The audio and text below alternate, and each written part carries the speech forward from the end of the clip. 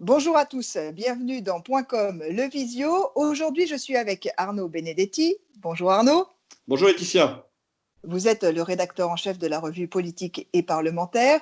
Et ensemble, on parle de la communication mise en place par l'exécutif au sujet de la plainte pour viol contre Gérald Darmanin, le nouveau ministre de l'Intérieur, en deux questions.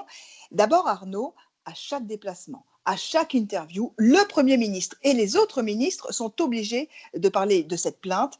Est-ce que cela veut dire que la communication de crise mise en place par l'exécutif est insuffisante ?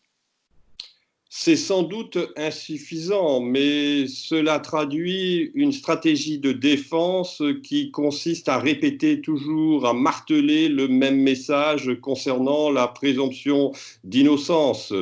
C'est une forme de ligne Maginot de communication qui est érigée par l'exécutif autour de la personne de ministre de l'Intérieur. Et vraisemblablement, on a là l'exemple même d'une communication qui pêche par une forme d'excès de confiance.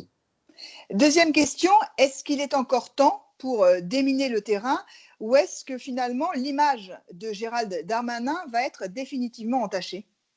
Cela va être très difficile de déminer le terrain, mais on voit là aussi que l'intention de l'exécutif, c'est de parier sur le travail du ministre de l'Intérieur en tant que premier flic de France pour faire oublier ce qui peut être considéré comme un accident en matière d'image.